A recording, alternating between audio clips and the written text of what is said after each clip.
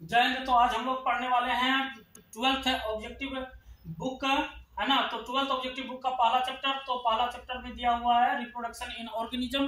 तो इसका पहला ऑब्जेक्टिव क्वेश्चन यहाँ जो दिए हैं, पहला क्वेश्चन है हम लोगों के सामने स्क्रीन पर, तोता और कछुआ का जीवन काल होता है। तोता और कछुआ का जीवन काल कितना होता है ना। पहला टॉपिक में हम लोग पढ़े हैं, बताइए कितना होता है। 100 से ऑप्शन दिया हुआ है, 100 से 140 वर्ष। दूसरा में है 140 एवं 100 से 150 वर्ष। तीसरा है 140 से 150 वर्ष और चौथा है इनमें से कोई नहीं। क्या हो जाएगा? तो हम लोग पढ़े हैं तोता का जीवन काल 140 और कछुआ का 100 से 150। इसका ऑप्शन हो जाएगा बी, है ना। तो इसका ऑप्शन क्या हो जाएगा हम लोगों का? बी। उसके बाद दूसरा है हम लोगों का जनन की वह विधि जिसमें नए जीव का निर्माण बिना युग्मक संलयन का होता है, कहलाता है। क्या कहलाता है?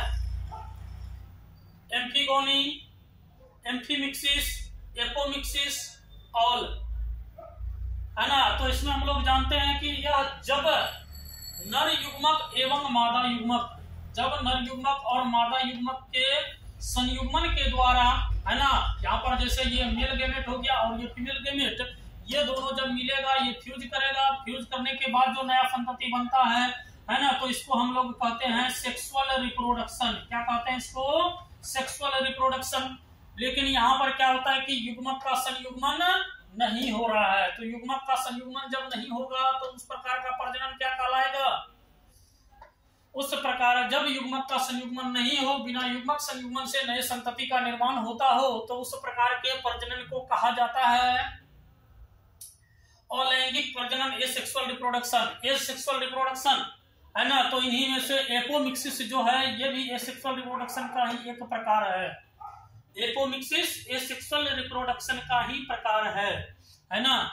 तो उसके बाद हम लोग तीसरा देखते हैं। अब देखो, विषम परिस्थितियों में अमीबा में प्रजनन की क्रिया होती है, पढ़ाए थे। समान परिस्थिति में अमीबा बाइनरी फिजन, है ना। अनफेवरेबल कंडीशन, विषम परिस्थितियों में अमीबा कौन प्रजनन? तो विषम परिस्थितियों में अमीबा बहुविखंडन, है ना। उसके बाद तीसरा है जब संतति केवल एक ही जनक के द्वारा बनते हो तो कहलाता है, बताए थे, है ना। क्या हो जाएगा इसका? अलैंगिक प्रजनन ऑप्शन है। दूसरा है लैंगिक प्रजनन, तीसरा है ए एवं बी दोनों, चौथा है इनमें से कोई नहीं। क्या हो जाएगा इसका ऑप्शन? अलैंगिक प्रजनन। बताए थे कि अलैंगिक प्रजनन यूनिपेरेंटल होता है, इसमें एक ही जीव से दो नए संतति का निर्माण हो जाता है। मियोसाइट्स है। मियोसाइट्स क्या है? युग्मक मातृकोशिका, रक्त कोशिका, कॉकरोच, अस्थि मज्जा कोशिका। क्या है मियोसाइट्स? बताए थे मियोसाइट्स युग्मक मातृकोशिका है, गैमेट मदर सेल है ना। यही मियोसाइट्स में अर्धसूत्री विभाजन के परिणाम स्वरूप युग्मक का निर्माण होता है। उसके बाद है प्रजनन आवश्यक है। प्रजनन क्यों आवश्यक है? प्रजनन क्यों आवश्यक है? पहला में दिए हैं संतान उत्पत्ति के लिए, दूसरा है जातियों की निरंतरता बनाए रखने के लिए, तीसरा है विभिन्नता के लिए, चौथा है इनमें से कोई नहीं, है ना। संतान उत्पत्ति के लिए प्रजनन क्यों आवश्यक है? तो जातियों की निरंतरता बनाए रखने के लिए।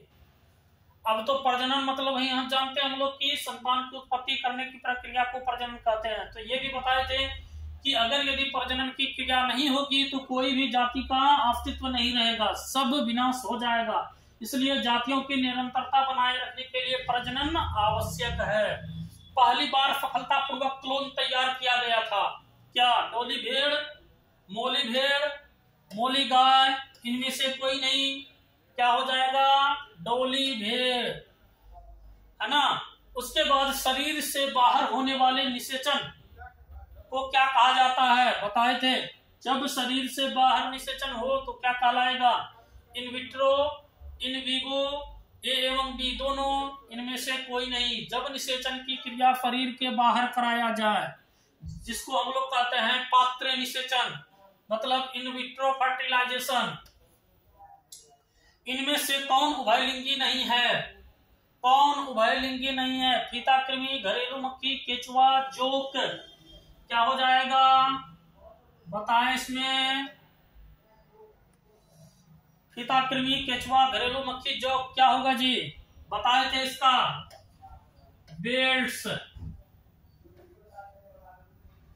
क्या बताए थे इसका? Belts, BELTS, belts. B for bisexual, E for earthworm. Earthworm दिया हुआ है ना? अर्थवर्म, केचुआ दिए हैं यहाँ पे, है ना? एल फॉर लीच, लीच भी दिया हुआ है। टी फॉर टेपवर्म, फीताकृमि। एस फॉर स्पंज, स्पंज नहीं है तो क्या हो जाएगा यहाँ पे? घरेलू मक्खी। मतलब है ना, जब बाइसेक्सुअल बोले, बाइसेक्सुअल में कौन सा आएगा? अर्थवर्म, लीच, टेपवर्म, स्पंज, है ना? ये सब बाइसेक्सुअल है। और इसमें एक घरेलू मक्खी है जो कि बाइसेक्सुअल नहीं है, यह यूनिसेक्सुअल है। घरेलू मक्खी क्या है? यूनिसेक्सुअल है। क्या कोई दिक्कत किसी को इसमें? उसके बाद फिर हम लोग आगे देखते हैं, इनमें से कौन जलोद्भिद पौधा है ना? कौन हाइड्रोफाइटिक है? कौन जल में पाया जाता है? ऑप्शन है सिंघाड़ा, नागफनी, एस्केसिया, शीशम। क्या हो जाएगा? सिंघाड़ा। सिंघाड़ा जल में पाया जाने वाला जीव है। उच्च श्रेणी के पौधों में अर्धसूत्रण किस समय होता है ना? मतलब कि हायर एनिमल हो या हायर प्लांट्स जो होता है उसमें, है ना, मियोसिस डिवीजन कब होता है? बताए थे उसमें का इसका लक्षण में कि इसमें समसूत्री और अर्धसूत्री दोनों प्रकार का विभाजन होता है। तो किस समय होता है ना? युग्मक बनते समय, निषेचन के समय, भ्रूणोद्भव के समय, बीज में कब होता है? तो युग्मक बनते समय। बताए थे कि जब, है ना, यहाँ पर जो देखे हम लोग कि ये जो मियोसाइट्स है, यही मियोसाइट्स में जब युग्मक बनता है, इसमें जब अर्धसूत्री विभाजन होता है तभी युग्मक निर्माण का क्रिया होता है। तो युग्मक बनते समय अर्धसूत्री विभाजन होता है। केचुआ प्राणी है, अभी तुरंत देखे क्या है केचुआ? एक लिंगी, द्विलिंगी, नपुंसक, अलिंगी। क्या है केचुआ? तो केचुआ अभी बोले अर्थवर्म, बेल्ट्स को भूलेंगे नहीं, अर्थवर्म ये मतलब द्विलिंगी है। इनमें कौन सा भाग द्विगुणित है? युग्मनज मतलब zygote, egg, male gamete, pollen grain. क्या हो जाएगा? तो बताए कि ये जो है कहीं न कहीं फीमेल गेमेट है, इसको हम लोग बोलेंगे फीमेल गेमेट। ये हो गया फीमेल गेमेट। और ये जो है सो मेल गेमेट है, ये पोलन ग्रेन प्लांट्स का मेल गेमेट है, मतलब ये जाइगोट। पढ़े हैं हम लोग, मेल गेमेट और फीमेल गेमेट के फ्यूजन को क्या कहते हैं? जाइगोट कहते हैं। तो इसका आंसर क्या हो जाएगा? जाइगोट। इनमें से कौन सा भाग अगुणित है? मतलब इसमें हेप्लोइड पूछ रहा है, जैसे इसमें इसका उल्टा, इसमें डिप्लोइड तो इसमें हेप्लोइड। क्या हो जाएगा? Ovary, pollen grain, anther, zygote, है ना? तो इसमें क्या हो जाएगा जी? Pollen grain. क्या हो जाएगा? Pollen grain. मतलब ये भी बताए युग्मक कोई भी चीज का हो, चाहे वो नर युग्मक हो, मादा युग्मक हो, प्लांट का हो, एनिमल का हो, जिसका भी हो, युग्मक हमेशा अगुणित होगा, जबकि जंतु अगुणित एवं द्विगुणित है, हेप्लोइड एवं डिप्लोइड दोनों होता है ना? उसके बाद इनमें कौन वाक्य सही नहीं है? पुष्पी पादपों में युग्मनज का निर्माण बीज के अंदर होता है ना? कौन सा वाक्य सही नहीं है पूछ रहा है। पुष्पी पादपों में युग्मनज का निर्माण बीज के अंदर होता है। क्या सही है? दूसरा ऑप्शन दिया है, अंडाशय बीज के रूप में विकसित होता है। उसके बाद तीसरा है, युग्मनज से भ्रूण बनता है। चौथा है, मनुष्य को सजीव प्रजक श्रेणी में रखा गया है। क्या हो जाएगा इसका आंसर? जायगोट का निर्माण कहाँ होता है? तो जायगोट का निर्माण, भ्रूण का निर्माण जो है वो बीज के अंदर होता है। ये ऑप्शन सही है। उसके बाद ये दूसरा, अंडाशय बीज के रूप में विकसित होता है। नहीं, अंडाशय फल के रूप में, है ना, बीजांड बीज के रूप में। तो इसका मतलब कौन आंसर होगा? B number. क्या हो जाएगा? B number. तो चलिए हम लोग अगला देखते हैं। इसमें अगला है इसका, सॉरी यहाँ दिया हुआ है इसमें, रीजनरेशन, पुनरुद्भवन की क्रिया निम्न में से किसमें पाया जाता है? रीजनरेशन का क्रिया किसमें होता है? चलिए बताइए आप लोग जल्दी जल्दी। ऑप्शन दिया हुआ है, स्पंज, स्पाइरोगैरा, पेनिसिलियम, कारा। किसमें होगा? किसमें होगा रीजनरेशन का क्रिया? स्पंज में, पेनिसिलियम में, स्पायरोगैरा में, कारा में। हो जाएगा स्पायरोगैरा में। इसी में फ्रेगमेंटेशन कहे, रीजनरेशन कहे, है ना। स्पायरोगैरा एक प्रकार का शैवाल है, और शैवाल, ये शैवाल में जो होता है फ्रेगमेंटेशन की क्रिया के द्वारा होता है, रीजनरेशन की क्रिया द्वारा। पेनिसिलियम में होता है किसके द्वारा? ऑचल बीजाणु के द्वारा, है ना। कोनिडिया के द्वारा। स्पंज में होता है किसके द्वारा? तो स्पंज में जेम्यूल के द्वारा, और उधर कारा हो गया और स्पायरोगैरा। अब देखो जलकुंभी जो है ना, 65,000 से अधिक पौधे कितने माह में उत्पन्न कर सकता है? ऑप्शन है 8 माह, 5 माह, 6 माह, 12 माह। क्या हो जाएगा? 8 माह। मतलब एक जलकुंभी 8 माह में 65,000 से अधिक नया जलकुंभी का निर्माण कर सकता है। जैसे 1 से 2 बनेगा, 2 फिर बना तो उसका संतान भी नया बनाएगा, उसका जो जनक है उससे भी नया बनेगा। इस तरह से जो है सो 65,000 नया संतति बन जाता है केवल 8 माह में। और ये बताए थे कि ये ठहरे हुए जल में पाए जाते हैं, इसे बंगाल का आतंक कहा जाता है ना। ऑब्जेक्टिव में भी पूछता है बंगाल का आतंक किसे कहा जाता है? तो जलकुंभी, ये जिस ठहरे हुए जल में इतना अधिक मात्रा में विस्तार हो जाता है कि ऊपरी सतह को पूरा ढक लेता है। जो जल में ऑक्सीजन रहता है, ऑक्सीजन को ये अवशोषित करता है, जिसके कारण जल में ऑक्सीजन का लेवल कम हो जाता है, और जो जलीय जीव होते हैं वो ऑक्सीजन की कमी से उसकी मृत्यु हो जाती है ना। ये जो है इनका पुष्प काफी अधिक एट्रैक्टिव होता है। एट्रैक्टिव होने के कारण इसको विदेशों से अपना भारत में लाया गया, और भारत में ये जो है सो है ना आतंक फैला दिया बंगाल में खास करके। इनमें से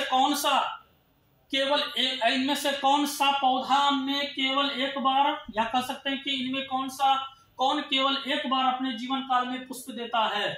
इनमें कौन केवल एक बार अपने जीवन काल में? कौन? बांस, पहला ऑप्शन, दूसरा लीची, तीसरा जामुन, चौथा आम। क्या हो जाएगा? बांस। बांस जो होता है ये 50 से 100 वर्षों में केवल एक बार पुष्प इसमें आता है, और एकदम भरपूर मात्रा में पुष्प आता है। निम्न में से किसमें 12 वर्ष में केवल सिर्फ एक बार पुष्प खिलते हैं? कौन? सूर्यमुखी, पीपल, नीम, नीला कुरिंजी। क्या हो जाएगा इसका आंसर? नीला कुरिंजी, एट्राबिलेंथस कुनियाना। यह जो है सो केरल, कर्नाटक और तमिलनाडु के पहाड़ी क्षेत्रों में पाया जाता है, और यह केवल 12 वर्षों में ही एक बार पुष्प देती है। उसके बाद है प्रकंद का उदाहरण है। प्रकंद के द्वारा किसमें होता है? प्याज में, नींबू में, लहसुन में, अदरक में। राइजोम के द्वारा किसमें होता है जी? राइजोम के द्वारा कह सकते हैं इसमें अदरक में। राइजोम के द्वारा किसमें? अदरक में। कलिका रोपण, बड उदाहरण है किसका? बड के द्वारा जो नया पौधा या कहे कोई हिस्सा के द्वारा कायिक जनन का, लैंगिक जनन का, उत्तक संवर्धन का, प्रकीर्णन का। क्या हो जाएगा? कायिक जनन का। इसमें बताए थे वेजिटेटिव रिप्रोडक्शन में, जब नए पौधे का विकास पुष्प को छोड़कर जड़, तना, पत्ती, मतलब पुष्प को छोड़कर के पौधा का कोई भी हिस्सा के द्वारा जब नए पौधे का विकास कराया जाता है या खुद होता है, उस प्रक्रिया को कहते हैं, है ना, उस प्रक्रिया को कायिक जनन कहते हैं। तो वही है कायिक जनन। कलिका, बड, या भी जो है कली जो है ना, इसके द्वारा नया पौधा उगता है तो कायिक प्रजनन कहलाएगा।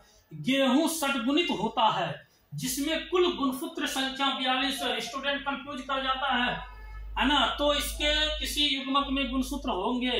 अब देखिए यहाँ षटगुणित बोला है। हम लोग जानते हैं कि ये जीव है ना जो होता है वो जनरली युग्मक निर्माण करने वाला जो होता है वो द्विगुणित होता है। अगुणित भी है लेकिन ज्यादातर द्विगुणित होता है।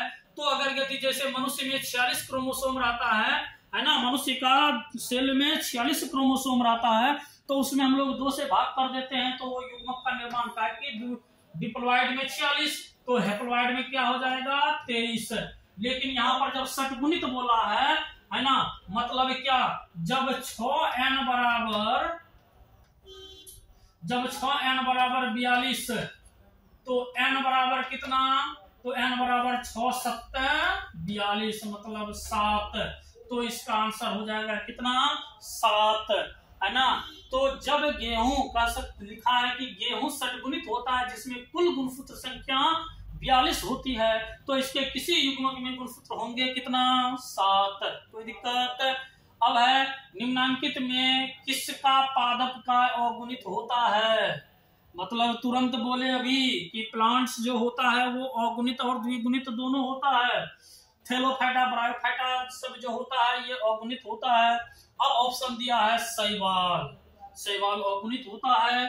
कवक, यह भी अगुणित होता है। ब्रायोफाइटा, ये भी अगुणित होता है। इनमें सभी, मतलब इसका आंसर हो जाएगा इन सभी में। इनमें किस समुदाय के पौधे में निषेचन के लिए जल माध्यम होता है? शैवाल, टेरिडोफाइटा, ब्रायोफाइटा, इन सभी में क्या होगा आंसर? है ना, बताए थे कि ये जो है ना ब्रायोफाइटा को 11th में बताए थे। 11th का तीसरा चैप्टर में बताए थे पादप जगत में कि ब्रायोफाइटा जो होता है यह उभयचर होता है। जैसे हम लोगों में प्लांट एनिमल में उभयचर किसको कहा जाता है? जो जल एवं स्थल दोनों जगह पाया जाता है, मेढक वगैरह सब। तो उसी तरह से ब्रायोफाइटा है ना, स्थलीय होते हुए पर भी प्रजनन करने के लिए इसको जल की आवश्यकता होती है, अर्थात ब्रायोफाइटा को उभयचर भी कहा जाता है। टेरिडोफाइटा को सरीसृप कहा जाता है, मतलब जो रेंगता है ना। तो यह जो है सो प्लांट जगत का सरीसृप इसको कहा जाता है। उसके बाद अगला है जब युग्मक संलयन जीव के शरीर के बाहर होता है तब वह क्या कहलाता है? मतलब क्या? जब युग्मक संलयन जीव के शरीर के बाहर होता है तो क्या कहलाएगा? अनिषेक जनन, बाह्य जनन, आंतरिक जनन, भ्रूणोद्भव, क्या कहलाएगा? मतलब जब मादा के शरीर के अंदर हो तो उसको कहेंगे आंतरिक जनन, और जब बाहर हो तो बाह्य जनन, है ना। द्विखंडन किसमें पाया जाता है? द्विखंडन अमीबा, पैरामीशियम, जलकुंभी, अमीबा था पैरामीशियम, दोनों में तुरंत बताए हैं अभी, है ना, कि यह जो होता है द्विविखंडन ये अमीबा तथा पैरामीशियम दोनों में बताए थे। इसका example amoeba, paramecium, Euglena, diatoms, ये सब में द्विविखंडन। और अमीबा समान परिस्थिति में द्विविखंडन, जबकि विषम परिस्थिति में बहुविखंडन प्रक्रिया करता है। अब है मुकुलन द्वारा जनन किसमें होता है? बडिंग के द्वारा जनन किसमें होता है? यीस्ट में, पाइनस में, म्यूकर में, फर्न में, किसमें होगा? यीस्ट में। हाइड्रा एवं यीस्ट में प्रजनन की क्रिया किसके द्वारा? मुकुलन के द्वारा। इनमें कौन पुष्पी पौधों के जनन में काम नहीं आता है? कंद, संकर, भूस्त्री, कोनिडिया। इनमें कौन पुष्पी पौधों के जनन में काम नहीं आता है ना। तो पुष्पी पौधा के जनन में कौन काम नहीं आता है? तो कह सकते हैं इसमें कोनिडिया। पेनिसिलियम नामक कवक में अलैंगिक जनन मुख्य रूप से किस संरचना द्वारा होता है? अभी तुरंत बताया, पेक, फिर से पेनिसिलियम, सी से कोनिडिया, है ना जी। पेनिसिलियम के द्वारा कोनिडिया, है ना। उसके बाद इसमें मुकुलन के द्वारा अगर यदि पूछे हाइड्रा तथा यीस्ट, इसका क्या हो जाएगा? हाइड्रा एवं यीस्ट, ये होगा हाइड्रा एवं यीस्ट। विखंडन के द्वारा amoeba, paramecium, Euglena, diatoms, Plasmodium. Gemmules के द्वारा स्पंज में, किसमें? स्पंज में। कोनिडिया के द्वारा हो जाएगा पेनिसिलियम में। कोई दिक्कत है? जब दो भिन्न के युग्मक संलयन करते हैं तो प्रजनन की इस विधि को कहते हैं, क्या कहेंगे? जब दो अलग अलग युग्मक संलयन करता है तो प्रजनन की इस विधि को लैंगिक जनन। जीवाणुओं में कायिक प्रजनन होता है, जीवाणुओं में कायिक प्रजनन होता है। द्विविखंडन द्वारा, संकरण द्वारा, संलयन द्वारा, खंडन द्वारा। क्या हो जाएगा? खंडन द्वारा।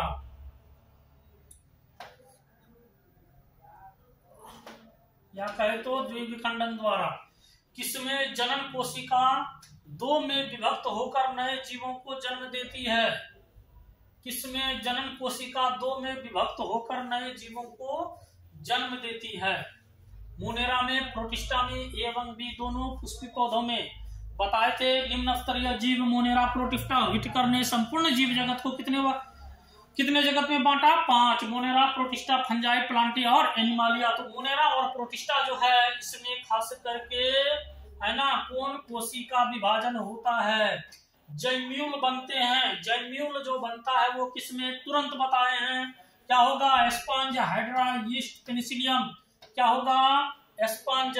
इनमें किसे बंगाल का आतंक कहा जाता है, अभी तुरंत बताए हैं, क्या हो जाएगा, जलकुंभी, है ना जी, जो कि 8 माह में 63,000 फैलता है और जल में उपस्थित। इसको बंगाल का आतंक इसलिए कहा जाता है कि जिस जल में ये पाया जाता है ना, जहां ये प्रेजेंट होता है उस जल का ऑक्सीजन को काफी अधिक मात्रा में ये खींच लेता है।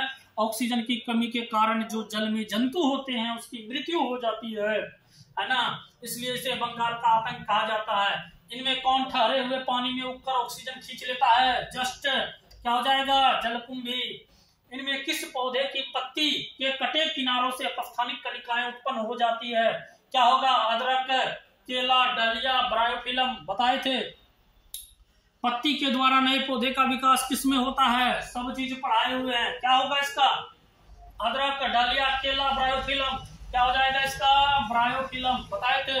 ब्रायोफिलम, कलौंची, ब्रह्मकमल, ये सब में जो है पत्तियों के द्वारा नए पौधे का विकास होता है। उसके बाद है, जब संतति की उत्पत्ति एकल जनक के द्वारा होती है तो वह विधि कहलाती है, क्या कहलाता है, जब एक जनक के द्वारा होगा, लैंगिक प्रजनन, अलैंगिक, बाहरी निषेचन, आंतरिक निषेचन, क्या हो जाएगा, अलैंगिक जनन। जब नर और मादा गैमेट में युग्मन होता है तब यह कहलाता है, क्या कहलाता है, जब दोनों मिलता है ना, जब नर युग्मक और मादा युग्मक का संयुग्मन होता है तब क्या होता है, निषेचन। उसके बाद एक क्लोन के संबंध में निम्न में कौन सही है, आकारीय रूप से समान, अनुवांशिकी रूप से समान, आकारीय तथा अनुवांशिकी रूप से समान, इनमें कोई नहीं, क्या हो जाएगा, जब बताए थे कि जब जीव है ना आकारिकी एवं अनुवांशिकी रूप से बिल्कुल अपने जनक के समान हो तो वो क्लोन कहलाता है, तो क्या हो जाएगा, क्लोन के सदस्य को रेमेट्स कहा जाता है, क्या कहा जाता है, रेमेट्स। आलू में काइट प्रजनन में भाग लेने वाली संरचना, अपस्थानिक जड़े, तना की कक्षस्थ कलिका, अंकुरणशील आंख कलिका, ट्यूबर, वायव्य तना, क्या होगा जी, बताए थे इसमें कि तना में, आलू में ट्यूबर, मतलब ये मान के चलो आलू है, इसमें जो इस तरह से आंख प्रेजेंट होता है, नोड प्रेजेंट होता है ना, आई प्रेजेंट होता है, उसी को कहा जाता है ना, इसी से नए पौधे का विकास होता है। यहां से देखोगे नया पौधा निकलता है, तो इसका आंसर हो जाएगा अंकुरणशील आंख कलिका। युग्मक जनन में भाग लेने वाली संरचनाएं हैं, क्या, नर युग्मक, मादा युग्मक, ए एवं बी दोनों, नर या मादा युग्मक, क्या होगा इसका आंसर, युग्मक जनन में भाग लेने वाली संरचना है, क्या होगा जी, ए एवं बी दोनों।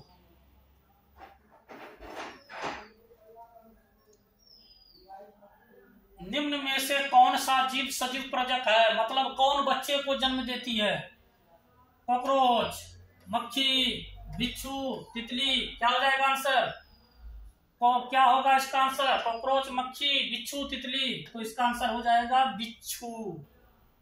मध चक्र, ओस्ट्रस साइकिल किसमें पाया जाता है, गाय में, भेड़ में, कुत्ता में, इन सभी में, बताए थे।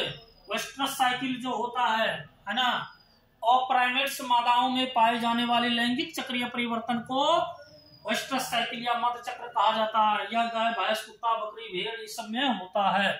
ये 3 प्रकार का होता है, मोनोस्ट्रस, डायोस्ट्रस और पॉलीओस्ट्रस। वर्ष में एक बार मध चक्र का होना, मोनोस्ट्रस 2 बार होना, बायोस्ट्रस 2 से अधिक बार होना, पॉलीओस्ट्रस। तो इसका आंसर हो जाएगा इन सभी में। ऋतुस्राव चक्र, मेंस्ट्रुअल साइकिल किसमें होता है, मनुष्य में, चिंपांजी में, बंदर में, इन सभी में, क्या हो जाएगा, इन सभी में, बताए थे। प्राइमेट्स मादाओं में होने वाले चक्रीय परिवर्तन को है ना मेंस्ट्रुअल साइकिल या ऋतुस्राव चक्र कहा जाता है, रजस्राव चक्र कहा जाता है।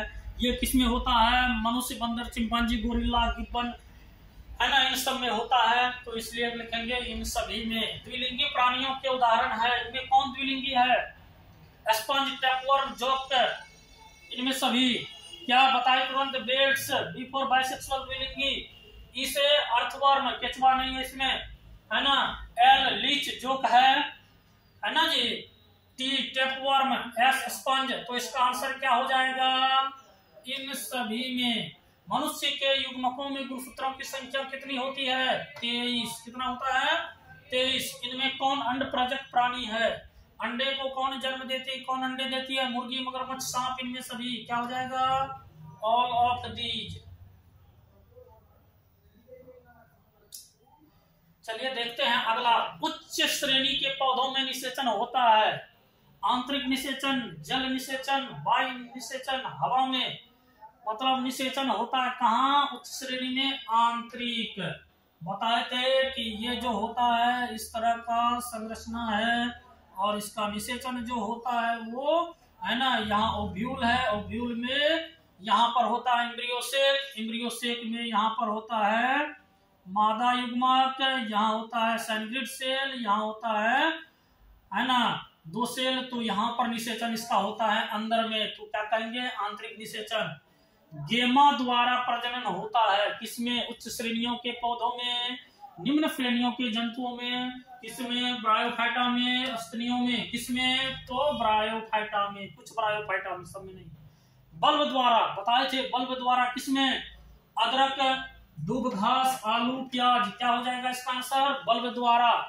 प्याज और लहसुन में, प्याज का जो निचला हिस्सा होता है, ये वाला भाग, ये जो गोलाकार होता है प्याज का होता है ना जी, ये प्याज जहां से नीचे जड़ होता है और ऊपर क्या होता है?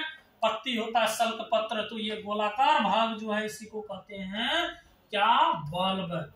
उसके बाद एक लिंगता की स्थिति को उल्लेखित करने के लिए किस शब्द का प्रयोग होता है?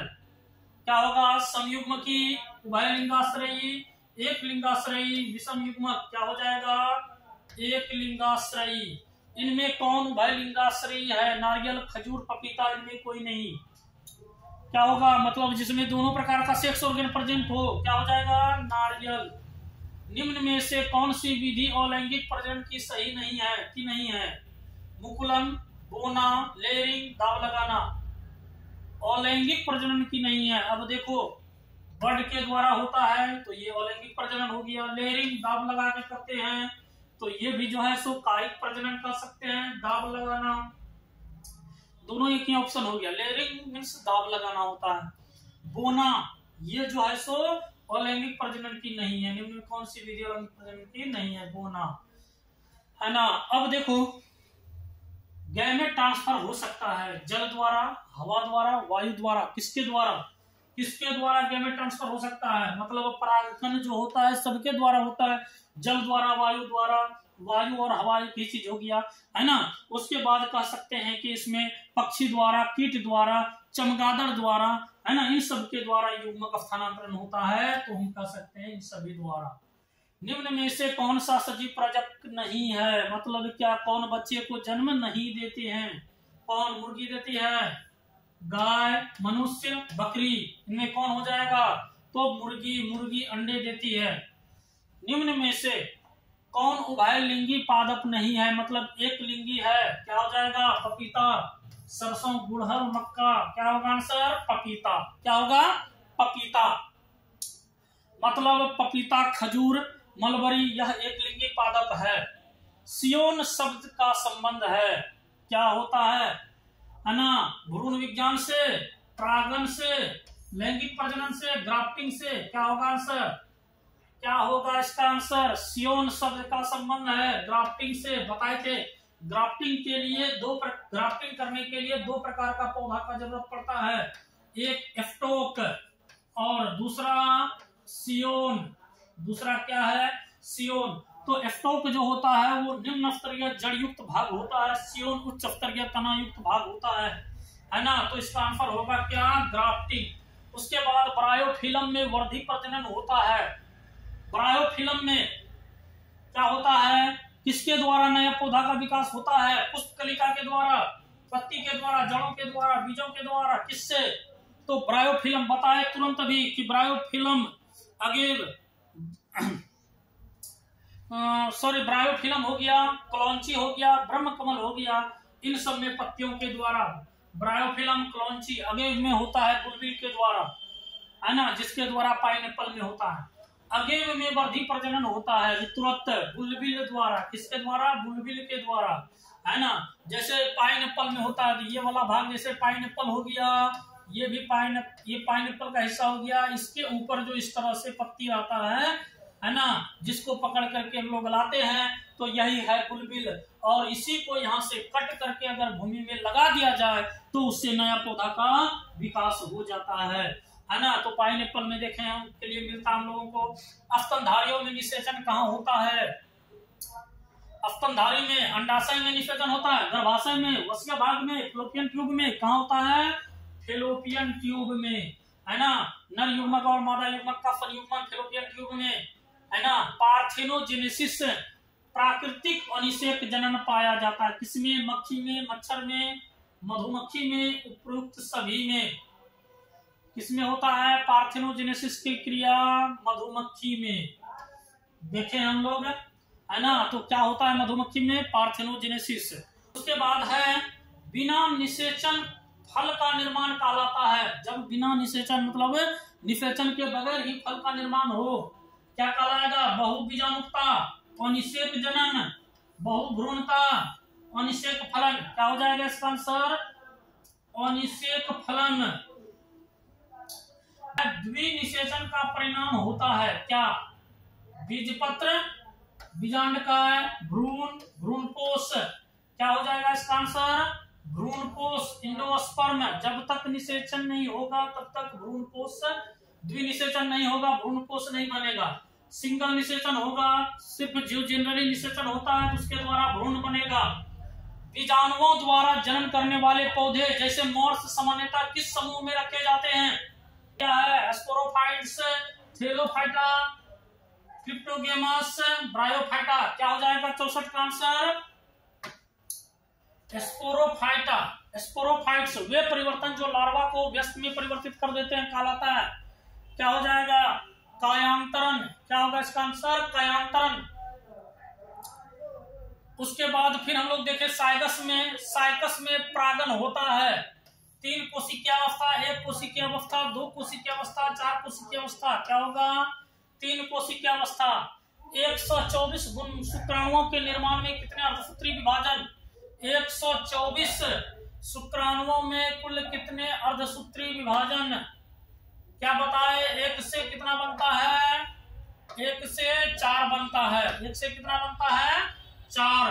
अब 1 से 4 बनता है तो इसमें क्या होगा? क्या पूछ रहा है कि 124 शुक्राणु बनने में, तो 124 को डायरेक्ट 4 से भाग दे देंगे तो 4 तिया 12 और 4 एकम 4 मतलब 31 हो जाएगा इसका आंसर। दिए गए पौधों की संरचनाओं के युग्मों में किसमें गुणसूत्रों की संख्या अगुणित होती है? ध्रुव बीजाणु, मातृ कोशिका तथा प्रतिव्यासात कोशिकाएं, अंड कोशिका तथा प्रतिव्यासात कोशिका, न्यूसेलस तथा प्रतिव्यासात कोशिकाएं, अंड केंद्रक तथा द्वितीय केंद्रक। क्या है? दिए गए पौधों की संरचनाओं में के युग्मों में किसमें गुणसूत्रों की संख्या अगुणित होती है? तो इसका हो जाएगा क्या? अंड कोशिका तथा प्रतिव्यासात कोशिका। एक सेल में भी कह सकते हैं कि एक सेल भी हेप्लॉइड होता है, और जो साइनर्गिड सेल जो होता है उसको भी हम लोग कहते हैं एंटीपोडल सेल जो होता है वो भी जो है सो हेप्लॉइड ही होता है। एंथेसिस की परिघटना संबंधित है। एंथेसिस वर्तिकाग्र पर परागकण का पहुंचना, परागकण निर्माण, परागकोश का विकास, पुष्प कलिका का खुलना, मतलब परागकोश का विकास। एंथेसिस में क्या होगा? परागकोश का विकास। कि वर्तिकाग्र पर परागकण का पहुंचना तो वो परागन कहलाता है। परागकण का निर्माण तो परागकण का निर्माण गेमेटोजेनेसिस कह सकते हैं। पुष्प कलिका का खुलना तो वो पुष्प खुलता है ना। उसके बाद जो है सो ये परागकोश का विकास, तो परागकोश का विकास होने की प्रक्रिया कौन कह सकते हैं? एंथेसिस। ऊगेमी में निषेचन से संबंधित है। एक सूक्ष्म अचल मादा युग्मक और एक बड़ा अचल नर युग्मक, एक बड़ा अचल मादा युग्मक और एक छोटा अचल नर युग्मक, एक बड़ा अचल मादा युग्मक और एक छोटा अचल नर युग्मक, एक बड़ा अचल मादा युग्मक और एक छोटा अचल नर युग्मक, एक बड़ा अचल मादा युग्मक और एक छोटा अचल नर युग्मक, क्योंकि इसका ये उद्यमी जब एक बड़ा अचल मादा युग्मक और एक जो है छोटा चल नर युग्मक अगर होता तो सिनगेमी कहलाता है, लेकिन दोनों अचल है तो क्या होगा, उद्यमी। किस युग्म के दोनों पौधे पत्ती द्वारा कायिक जनन करते हैं, ब्रायोफिलम और क्लॉन्ची, क्राइसेंथेसिस और अगेव, क्या होगा इसका आंसर बताए थे, ब्रायोफिलम, क्लॉन्ची, ब्रह्मकमल, इसके द्वारा पत्तियों के द्वारा नए पौधे का विकास है ना। उसके बाद फिर अब क्या है, यिफ्ट में प्रजनन मुख्यतः किसके माध्यम से होता है, यिफ्ट में किसके द्वारा होगा, मुकुलन के द्वारा, विखंडीकरण के द्वारा, परागन के द्वारा, इन सभी के द्वारा क्या होगा, मुकुलन। यिफ्ट और हाइड्रा बताएं, मुकुलन के द्वारा। युग्मक सामान्यता किस प्रकार के होते हैं, युग्मक सामान्यता, युग्मक क्या होता है, अगुणित, द्विगुणित, बहुगुणित, मल्टीप्लॉइड, मतलब क्या बताए कि जंतु अगुणित और द्विगुणित दोनों हो सकता है, लेकिन युग्मक हमेशा अगुणित होता है। कोई भी चीज का युग्मक रहे, युग्मक हमेशा अगुणित होता है। फाइट्रस में असंग जननिक भ्रूण विकसित होते हैं, सहायक कोशिकाओं से, प्रतिव्यासात कोशिकाओं से, मातृ बीजाणु उद्भिद उत्तक से, द्विगुणित अंड से, क्या होगा आंसर, मातृ बीजाणुद्भिद उत्तक से, क्या होगा आंसर, मातृ बीजाणुद्भिद उत्तक से। निम्न में से कौन सा पादप उभयलिंगाश्रयी होता है, मतलब किसमें नर और मादा दोनों प्रकार का युग्मक होता है, मर्केंसिया, साइकस, पाइनस, पपीता, पाइनस। 75 का क्या होगा, पाइनस। पोदीना में वर्धी प्रजनन होता है, ऊपरी भूस्तरी, प्रकंद, भूस्तारिका, अंत भूस्तारी द्वारा, किसके द्वारा, ऊपरी भूस्तारी, क्या होगा इसका आंसर, 76 का अंतः भूअफ्तारी द्वारा, क्या होगा आंसर, अंतः भूअफ्तारी द्वारा, है ना। इसमें ना ऊपरी भूअफ्तारी द्वारा होता है, ना प्रकंद द्वारा, ना ही भूअफ्तारिका द्वारा, अंतः भूमि के अंदर जो भूअफ्तारिका होता है उसके द्वारा। अदरक में कायिक जनन होता है, किसके द्वारा, कलिका द्वारा, कंद द्वारा, प्रकंद द्वारा, राइजोम द्वारा, क्या होगा आंसर, राइजोम, है ना। उसके बाद द्विविभाजन है, एक कायिक जनन, लैंगिक जनन, सेमी प्रोपेगेशन, माइक्रो प्रोपेगेशन, क्या होगा, द्विविभाजन है एक कायिक जनन, है कि एक ही शरीर के विखंडन से दो नया बनता है। निम्न में कौन द्विगुणित संरचना है, अंडाणु, शुक्राणु, युग्मनज, इनमें सभी, क्या होगा, द्विगुणित संरचना पूछ रहा है। नर युग्मक, मादा युग्मक मतलब अंडाणु, नर युग्मक अंडाणु मतलब जब युग्मक है तो अगुणित, है ना, तो जायगोट, ये दोनों मिलता है ना रे, तब क्या बनता है, जायगोट। निम्न में से कौन सा जंतु उभयलिंगी नहीं है, चलो बताओ, कितना बार बता चुके हैं, बेल्ट्स को भूलेंगे नहीं, बेल्ट्स भूलेंगे तो फिर हम लोगों का द्विलिंगी और उभयलिंगी और एक लिंगी जंतु में, है ना, प्रॉब्लम शुरू हो जाएगा। बी से बाइसेक्सुअल द्विलिंगी, अर्थवर्म, लीच, टेपवर्म, स्पंज, क्या हो जाएगा इसमें, द्विलिंगी नहीं है, मतलब अर्थवर्म, केचुआ द्विलिंगी, लीच द्विलिंगी, फीताकृमि, टेपवर्म द्विलिंगी, स्पंज तो है नहीं, घरेलू मक्खी, मतलब कि यह है अलिंगी। तो इस तरह से हम लोग, है ना, पहला चैप्टर का ऑब्जेक्टिव पढ़ लिए। पहला चैप्टर में से जो ऑब्जेक्टिव पूछा जाएगा इस बार, है ना, तो इससे बाहर नहीं रहेगा संभवतः, है ना। हम लोग पूरा चैप्टर को कवर किए, साथ ही साथ इससे रिलेटेड जो सवाल पूछा जाता है ना, जो एक्स्ट्रा लेने का जरूरत हुआ वो भी लिए हम लोग। तो पूरा चैप्टर हम लोग पढ़े, पूरा चैप्टर का ऑब्जेक्टिव जितना बनता था, है ना, अधिक से अधिक ऑब्जेक्टिव बनाए। इसी तरह से हम लोग नेक्स्ट चैप्टर का भी देखेंगे, तो एग्जाम तक में हम लोग 16 चैप्टर का ऑब्जेक्टिव देखेंगे, और इससे ऑब्जेक्टिव एक भी ऑब्जेक्टिव बाहर नहीं रहेगा, है ना। 100% इसी से ऑब्जेक्टिव सवाल पूछा जाएगा।